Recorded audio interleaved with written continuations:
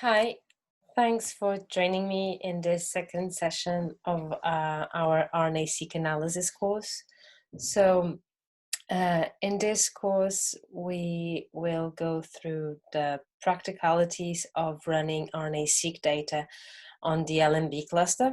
We will be using two toy examples where we will be running PRAGUI, that stands for Pipeline for RNA-seq Analysis with GUI.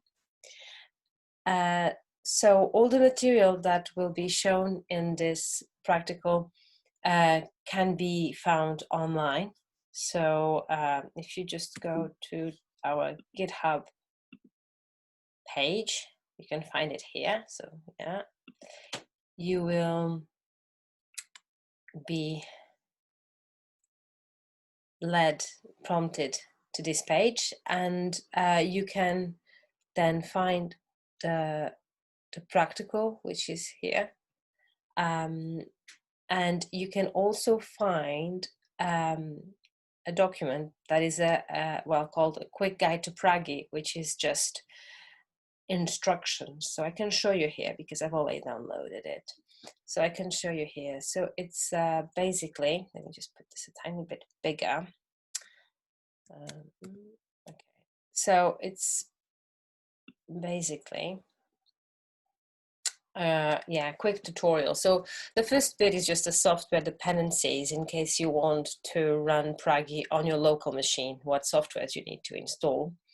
But if you're running it on the cluster, that's already done for you, so you don't need to worry about that part. However, afterwards, it goes about all the different things you need to run PRAGUI and how to run it. So first input, and it gives you the instructions, and it shows you figures of PRAGUI and what you should click.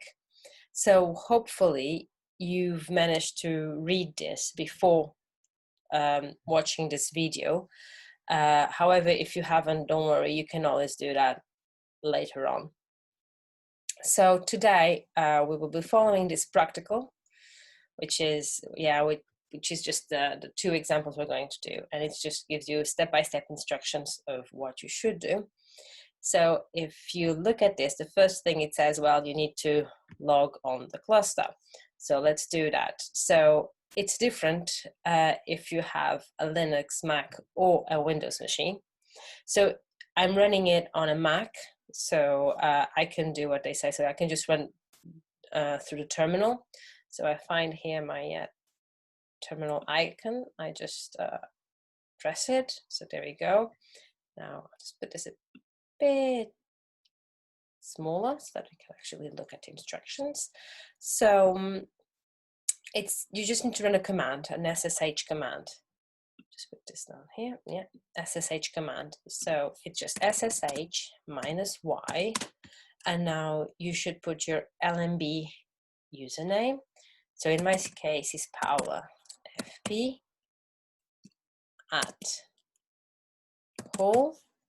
Okay. So enter. Now it's going to ask you for your password, and this password, if you don't know your password, you probably would like to contact Toby or Jake that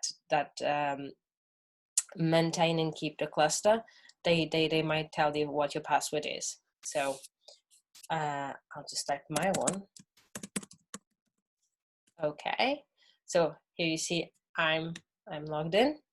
Now, just before going any further, I just want to show you that you can actually simplify this command. So just log out, clear. Now, if you are, as I am, using an LMB computer and you're already logged in as yourself, so you can see here Paul FP showing here, you can actually just do SSH -y hull, and it will know it's you. So you just press enter. You see it knows it's me. It just asks me for my password, which I need to type again. And you see I'm logged in.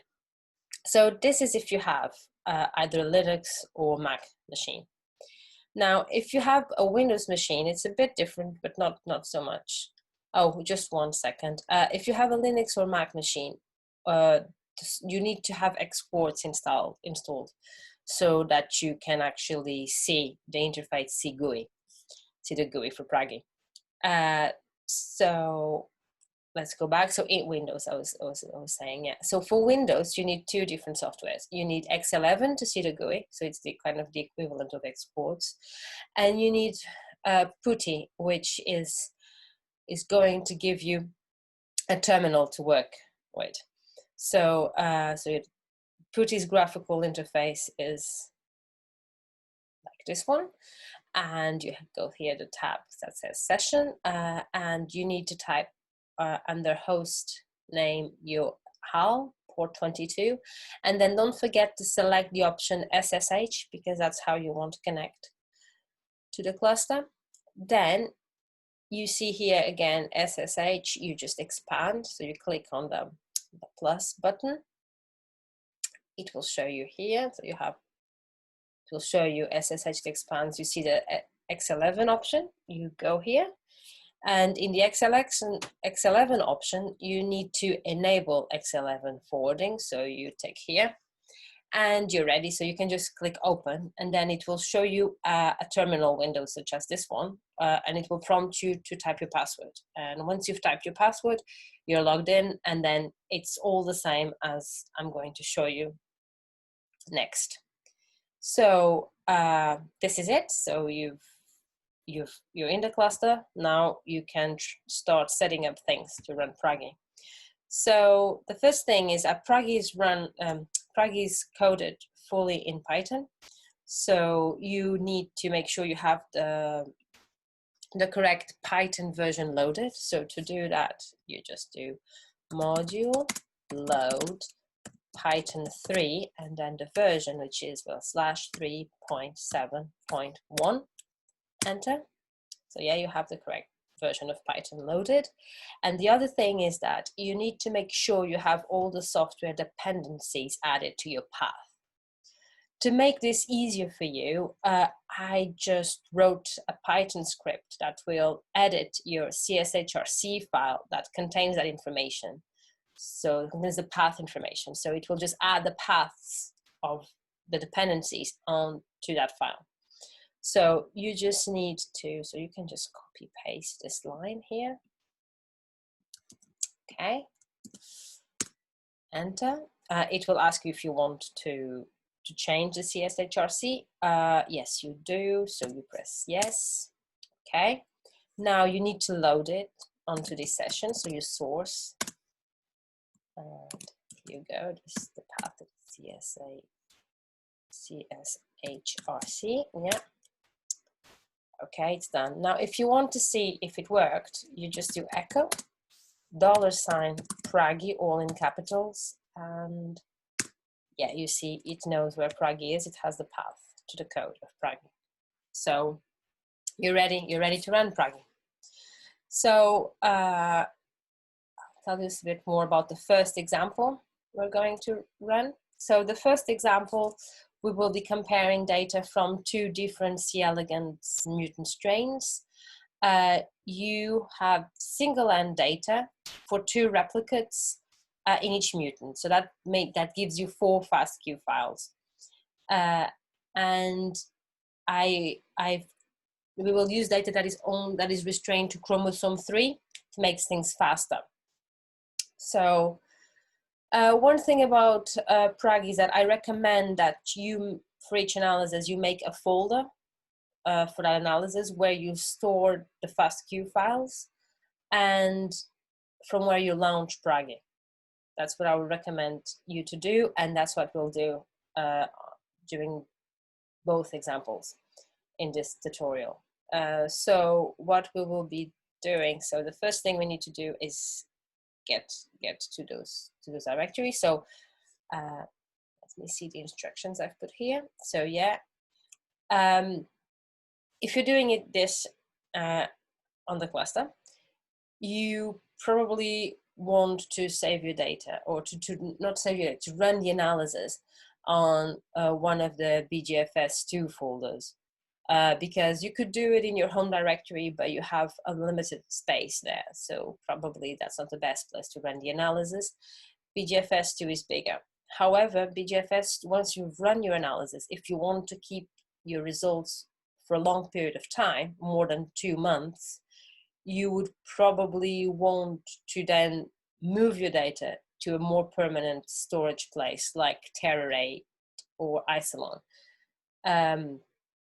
I do refer you to check online for the scientific computing pages about how to store your data better on the cluster. So, but for the time being, we'll just run the analysis on BGFS2. Okay, so let's just do CD BGFS2. Okay, and let's create our directory. So make dir -p. Now I'll put my username, PALFP, and slash, let's call it PRAGUI course, and then a subdirectory called single end data, given that this is a single end data example. I think it's, yeah, self-explanatory. So enter. You've created that file. Now you can just go there. Paste the path. Okay. Now,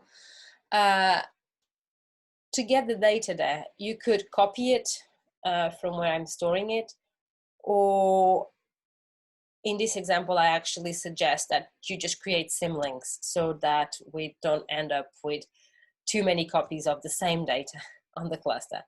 So you can just do that by running this for loop.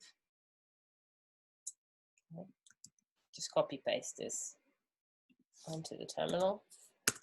And now if you do an ls -ltr, it should list symlinks. So this, let me see. Yes. So you see you have your data here. So now that you have your data here, you're ready to launch PRAGUI. So let's just do that. Python 3 $, oh, sorry, PRAGUI. Now the window should pop up. Might take a second. Okay, so here you go. Here it is. Here's PRAGUI. You can extend it a bit. Sorry, you can extend it a bit. Okay. So this first thing it asks you is for a sample file, which contains the information about your samples, the paths for the PASQ files, and the conditions that they belong to.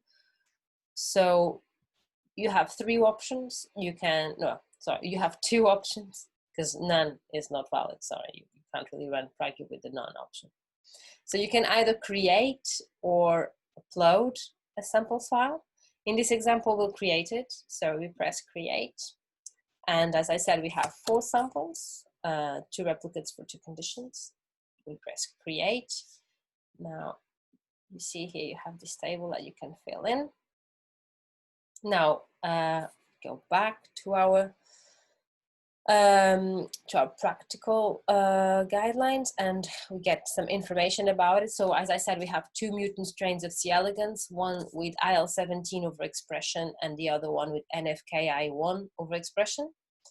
And we just type here AX, we can just put as samples the name of the strain, AX6130 _1 for replicate 1.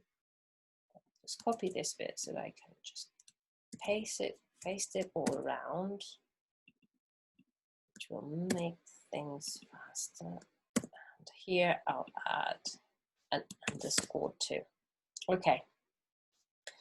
And then if you click here on the read one, it will prompt you to tell the path of the file. So you want this one, 706.503, this one, yeah, open. Then the other one, let's put it 706.504, yeah, open. Okay. Notice that you're leaving read 2 empty because you don't have any read 2, and that's fine. Now you have the name of the second strain, AX6186, and then again _1. Sorry, _1. This is replicate 1, and we can do the same and copy paste all around.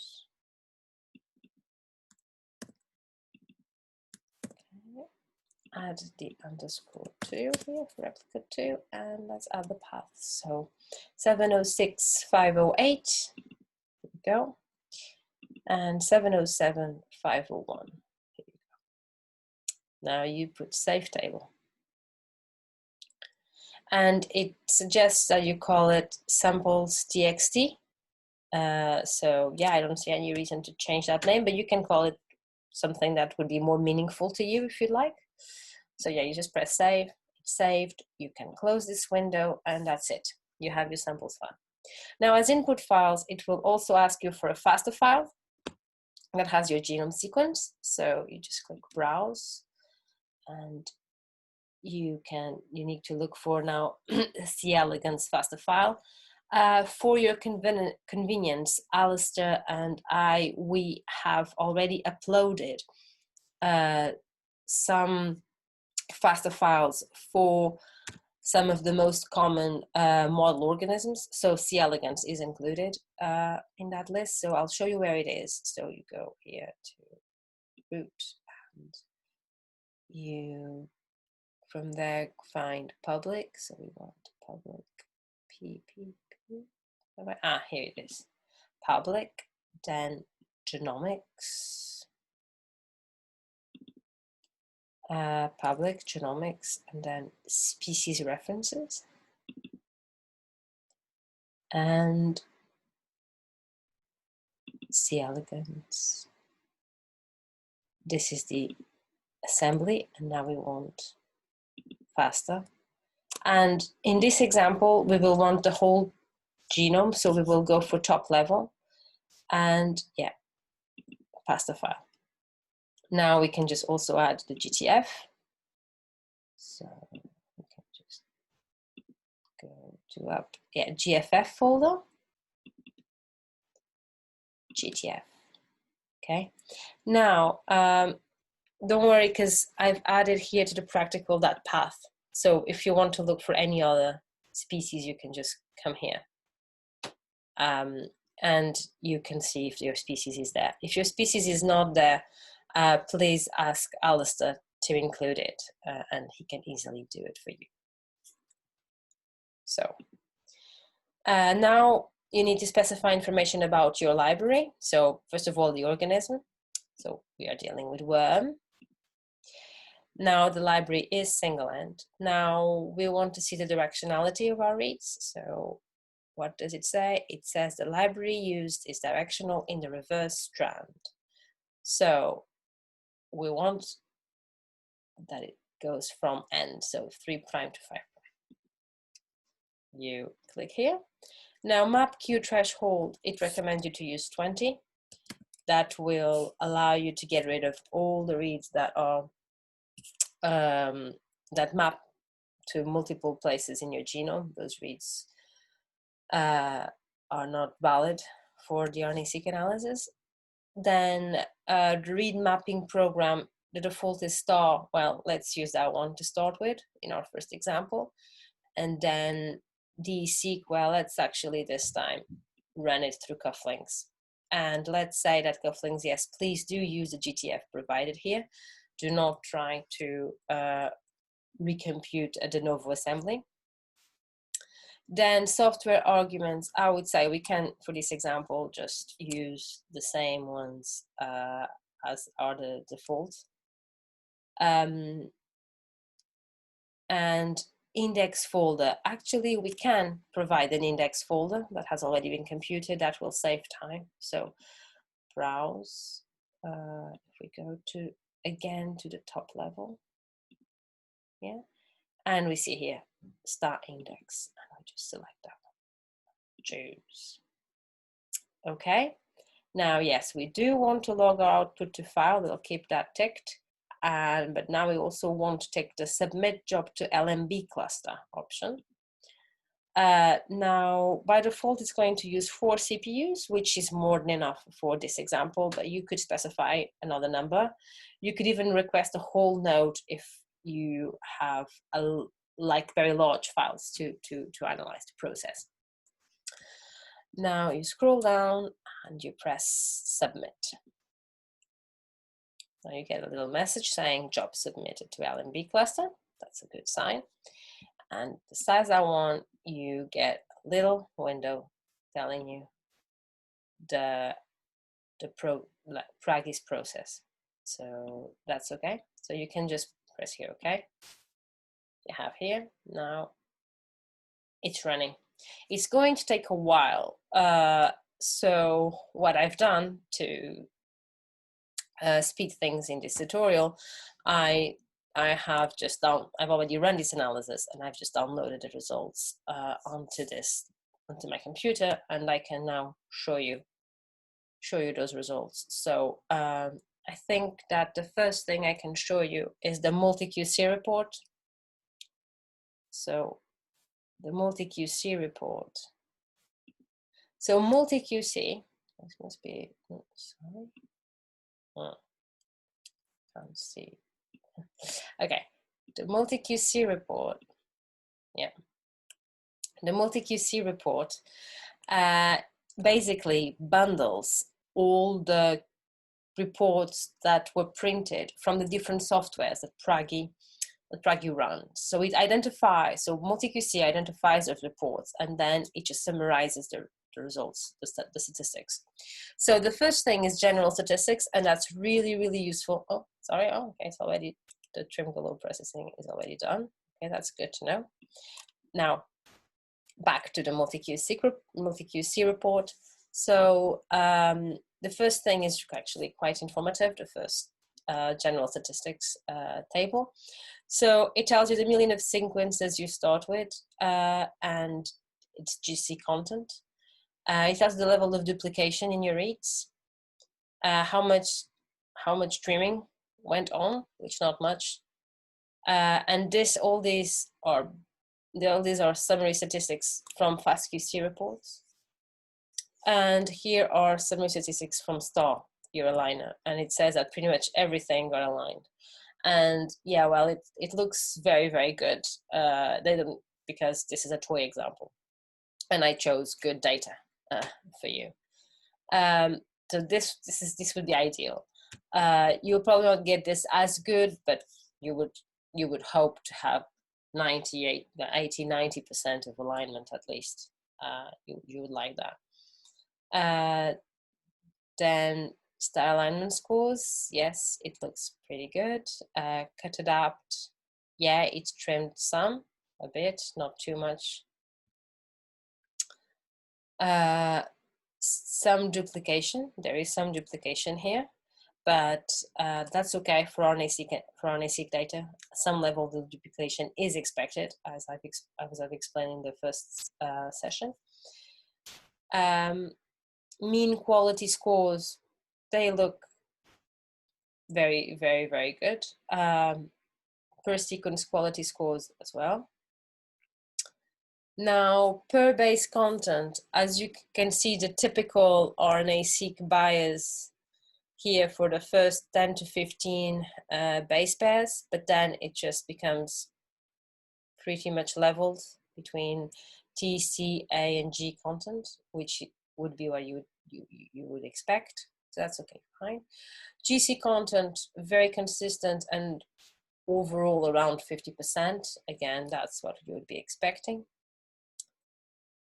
There are no ends in your sequences. Sequence length distribution looks fine. There was not much trimming going on. The duplication levels, what we would be expecting. That this is very typical for an RNA-seq data set, this sort of duplication levels. So yeah, fine again. No overrepresented sequences and no adapted content found. So yeah, so this looks like a very good multi-QC report. This would be something you would be aiming for. Then again, bear in mind that I chose good data for this example. So you might not get a multi-QC that looks this good. For the second example, don't worry, it's not looking like it's not looking this good, let's put it that way. So you will be able to see when things don't look like this, what should you think of them. So yeah, so now this is the multi-QC report for the first example, and let's see what other data we get from this example. So we get a text file. Well, we get several text files. So, well, no, actually, this is a cufflinks. So we only get one text file. Sorry. So let's open this using Excel. I would recommend that you don't do this. Like, this is just me, my part, that I'm not using PEAT, but I would recommend that you don't use Excel to open these files. I would recommend that you probably would want to use something like PEAT. Like this output is compatible with PEAT, Alistair's software, and I think that that would be probably much more helpful than opening this as an Excel spreadsheet. But for what I want, for the purpose of what I want to show you, this is fine. Now, let's try to put this a bit bigger. No, no. Ah, okay. Oh, this was a bit too big, perhaps. Yeah. So you get gene ID and, well, test ID and gene ID for this example, because these were looking at genes, it's fine. If you're looking at isoforms, then probably they would be different. And then you have gene name. You have the locus. So yeah, the locus of the gene.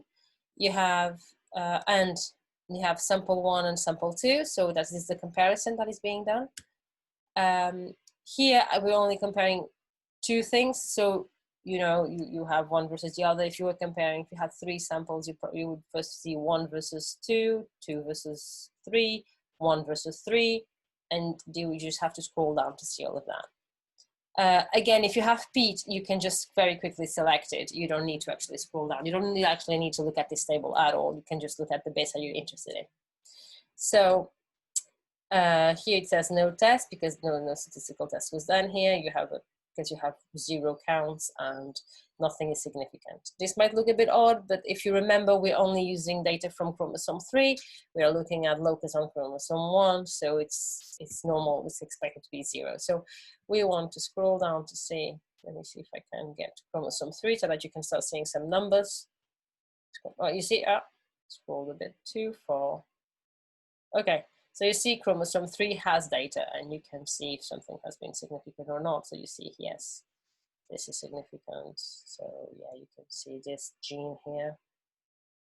This gene is differentially expressed. So this is the text file you get. And I should tell you as well, sorry, I forgot to mention that these values here, oh, sorry. Okay.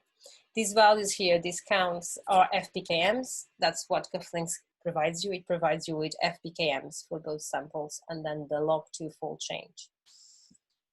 Go back up so that you can see the headers. So yeah, value 1 and value 2 is given in FPKMs. The log2 fold change is just a fold change in the log form. So yeah, and and then what you want to see is the corrected p-value. That is a q value.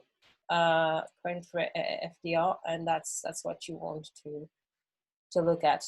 You are not very interested in a non-corrected p-value, okay?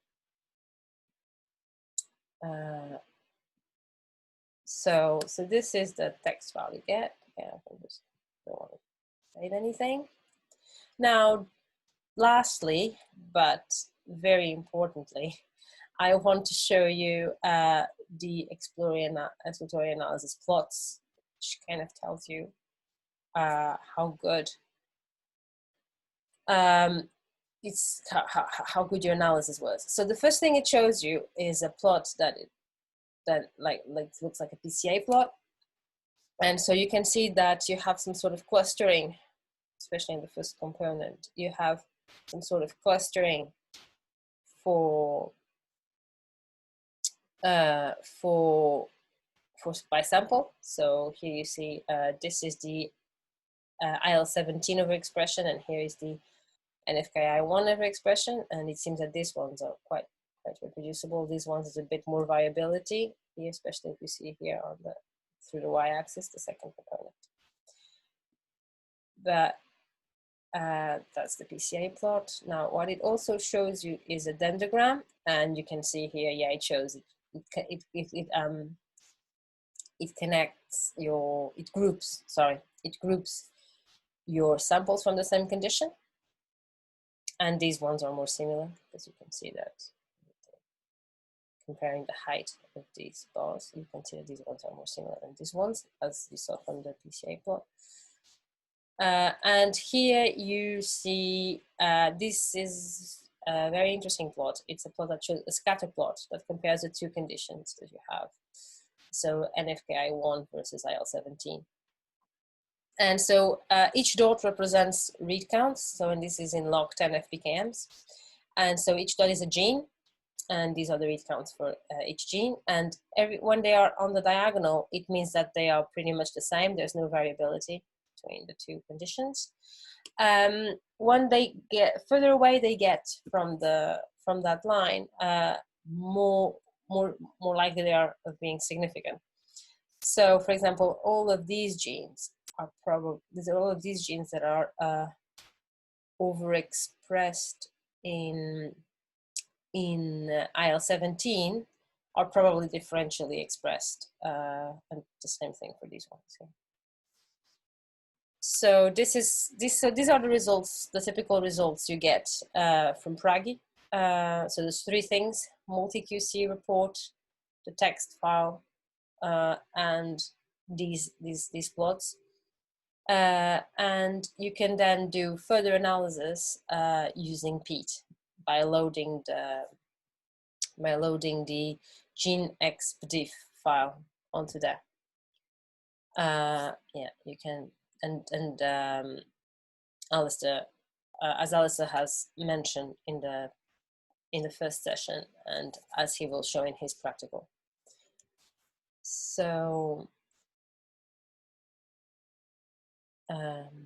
so yes, I've shown you this. Now we are ready to run the second example of PRAGUI. So, one, yeah. Minimize this.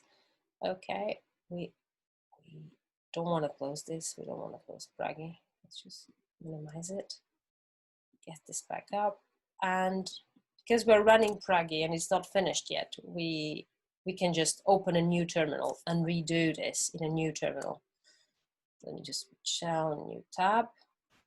We'll log in again. SSH-y hull. Password. Okay. Record on this computer. Okay. So now we can load the correct version of Python. So okay. Module load Python 3/3.7.1. Okay. Now let's go back to our tutorial. So let's go back here with the instructions. Yeah. So we are now in example 2. And in this example, we will be comparing a C. elegans wild type strain submitted into 2 different environmental conditions. 21% oxygen versus 7% oxygen.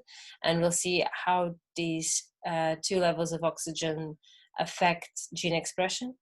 So we have paired end data for 2 replicates for each condition.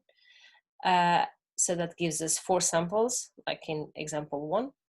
And we will be using reads for chromosome 3 again. Now, the first thing we should do is get our working directory. So what can we do? We can just do a cd. Let's go back to BGFS2, my username. Then we have PRAGUI course already. Now we can create a new folder with the make -p command, and it's paired and data for this one. Okay, and go in. Yeah. So we are now in the correct data. Yeah. PRAGUI course paired and data. That's where we are. Now, what we need to do is load, create symlinks for the FASTQ files, for the paths for the FASTQ files, just like we've done for example 1. So we can just copy paste this for loop here. Yeah, just copy paste this. Yeah, yeah. So, and we can see that we got the symlinks, so we have our files. Now, before we open PRAGUI, we will create a samples file so that we can upload it to PRAGUI. Now, to create a samples file, you can see guidelines to create it using a text editor. If you go to the quick guide to PRAGUI, if you go here, it will explain you how to create a samples file if you have paired end data, like in this example, or single end data. So you can do that if you want to. In this example, for practicality, we will just use one that I've created, that we just need to have it in this working directory. So to do that, you can just run this script that I've made onto the command line. So just copy paste basically and press enter. So yeah, if you want to see if it's there, you just do ls -ltr. Okay, and you have here this samples.txt file. So yeah, and at the stage you are ready to launch PRAGUI. So you can just do Python 3 $PRAGUI, and should appear a new session of PRAGUI. Just need to wait a few seconds. Okay, here it is again. Yeah, we can expand it. I'll just scroll down here as well so we have all the information we need. So samples file, we'll just upload it. So we'll select the upload option.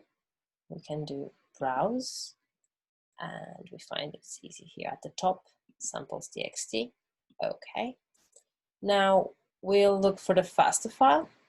So the FASTA file, in this situation, we will use the cDNA, so the transcriptome, because we will choose to run this editor through Salmon to have an example with Salmon. So we will go again to root,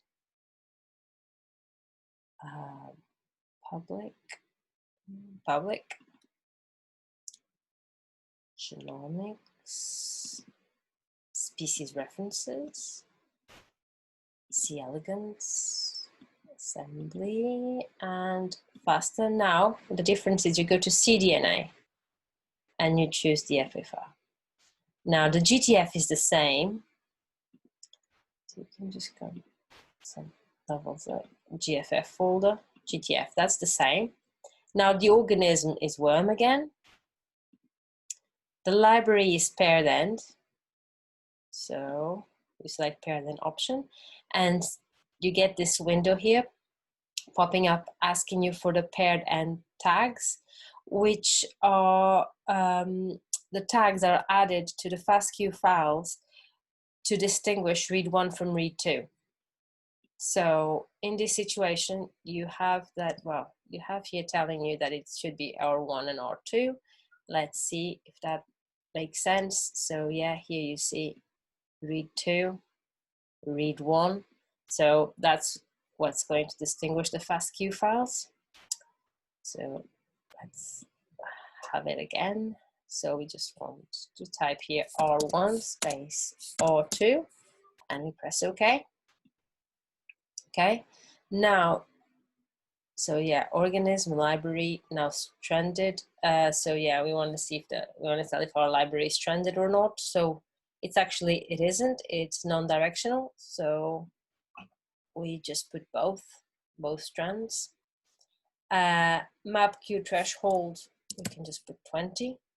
Now, read mapping program. So yeah, it's not real. Yeah, it does a quasi mapping Salmon.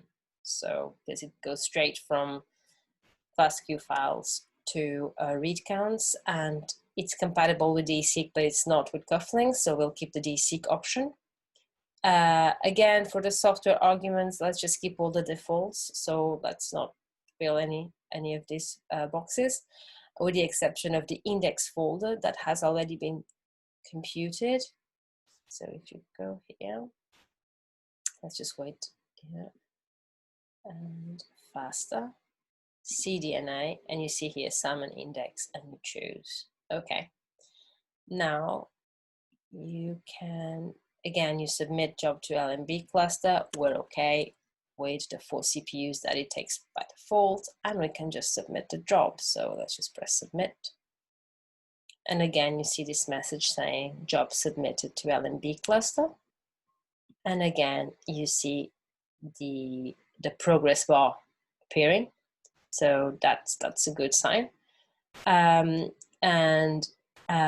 With this, we can just go into looking to the results, because this is going to take a while. But again, I've downloaded the results, so we can now just have a look at them. So I'll just minimize things. Let's just close that. Yeah, okay.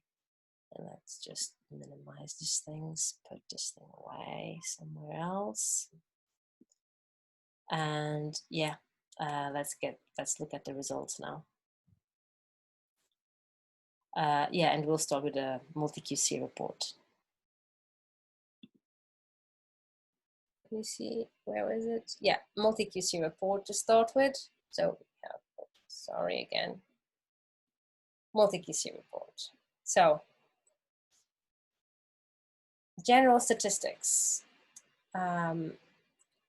We see here the millions of sequence, and we see that one of the files has many more sequences than the other ones, and also a much higher level of duplication. So it looks a bit odd. Definitely looks slightly odd, but okay. We have here the Salmon Statistics this time.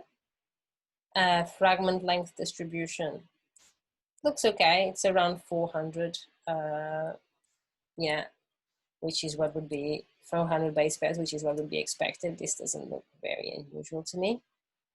The length of trimmed sequences seem fine too. Sequence counts. Now, one of the samples has many duplicate reads, which makes you wonder. Like, you're usually yes, the RNA-seq data has a certain level, some level of duplication, but this is a very high level of duplication, which might mean that there is something to be said about this sample. Mean quality scores as well seem fairly okay in the green zone. We have one of the samples a bit below. Let me see if it's the same one. So 718, 513. Let me see if it's this one. No, it's not. So this one has, yeah, but it's still okay. It's still in the green zone. This is still okay as well. You see here the normal bias for RNA-seq data, and it just wires off. And so you have, but here you have again a small bias, but this can be trimmed, so it's not too bad. Now here you see one that is a bit different, but still around 50%, so I wouldn't worry. What worries me most about this sample, to be honest, is the level of duplication. This is what really worries me. Yes, look at this, overrepresented sequences. Here I would recommend that you would look what are these overrepresented sequences by probably copy pasting some of them and running a blast, trying to identify. It might be contamination of some sort. I seem to recall that for this particular sample, I think it's a ribosomal RNA, which is a common contaminant for RNA-seq data. Sorry, for RNA-seq data, but especially C. elegans RNA-seq data. Adaptive content, there's none. So yeah, so that already kind of tells you that it looks overall okay, but there is one sample that looks a bit weird. So we bear that in mind when we look at our results. Then we get some text files. For single end running DSeq, no, sorry, for paired end running DSeq, you get more of these files. And you, meaning more, I mean, you get more text files. That's what I mean by these files. So like you get more text files. And that's because you get one for normalized read counts, the normalized read counts from DSeq for each sample. So I can just open it, Excel. So yeah, you see you have your gene ID and then you have each sample, and here are normalized read counts, but through the process of normalization through DSeq, which is different from TPMs. And that's why you also have the TPMs for each sample. You see, you have here the TPMs computed. So yeah, it starts with zeros, but you see you